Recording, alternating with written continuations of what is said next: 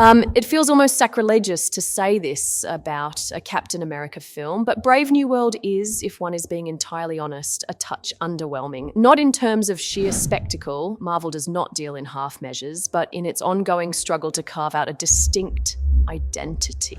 A rather ironic fate for a story so deeply concerned with legacy and the burden of stepping into another man's shadow. Anthony Mackie's Sam Wilson shoulders Steve Rogers' iconic shield sans super soldier serum, armed only with conviction, integrity, and an exceptionally well-engineered pair of wings. The film, to its credit, acknowledges the weight of this transition.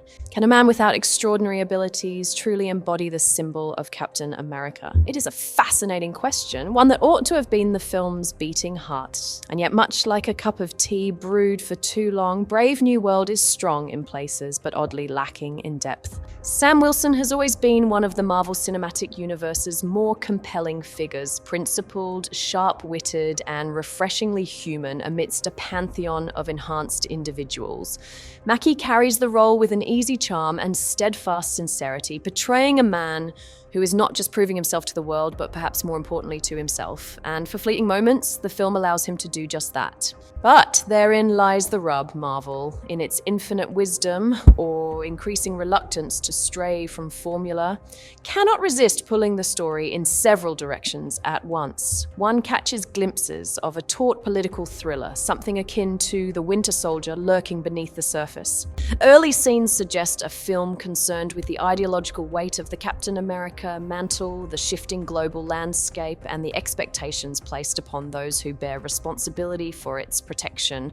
These moments are compelling, thought-provoking even, offering Sam the space to reckon with what it truly means to be a leader in a world that does not always believe in him. And then, rather regrettably, it all tumbles into the familiar trappings of superhero cinema, aerial battles, an escalating crisis, and the inevitable third-act showdown in which fists, rather than philosophies, resolve matters.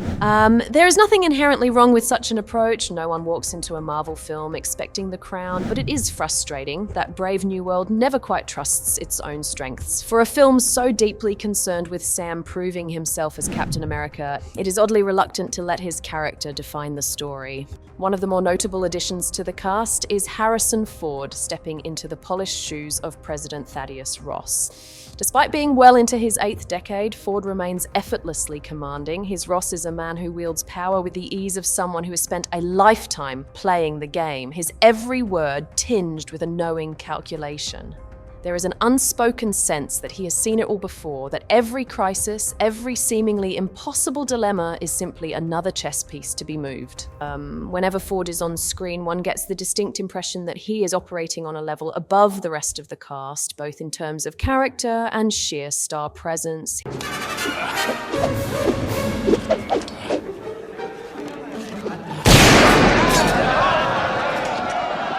His portrayal carries a certain old-school authority, the kind that makes one wonder whether his Ross is indeed pulling more strings than he lets on. It is a masterclass in understated power, a reminder that sometimes presence alone is enough to command a scene.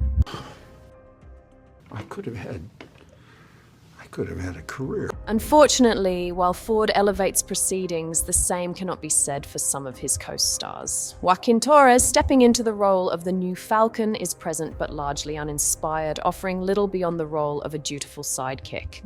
His scenes feel functional rather than vital, a reminder that Marvel often introduces new characters with the promise of depth that never quite materializes. And then there is Giancarlo Esposito, an actor of formidable talent, wasted in a role so underdeveloped that one wonders if his scenes were the victim of an overzealous editor's cutting room purge. For all its thematic aspirations, Brave New World remains, at its core, a Marvel film, and thus action is both expected and plentiful.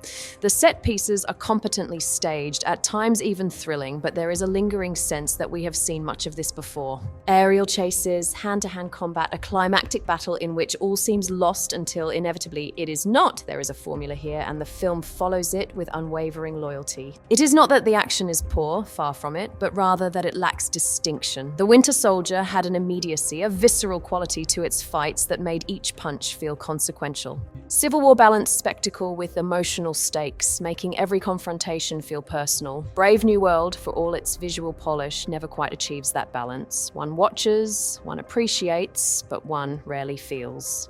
It would be unfair to call Brave New World a failure. It is competently made, occasionally thrilling, and anchored by a lead performance that deserves a stronger vehicle. And yet it never quite escapes the feeling that it is playing things too safe. It is a film of good intentions and great potential, but like a perfectly laid table with one piece of cutlery missing, it never feels complete. Sam Wilson deserves this moment, and one sincerely hopes future outings will allow him the depth and complexity he so richly deserves. But for now, Brave New World finds itself caught between what it could be and what it assumes audiences expect. And in trying to satisfy both, it never fully soars. Thank you for tuning in, everyone.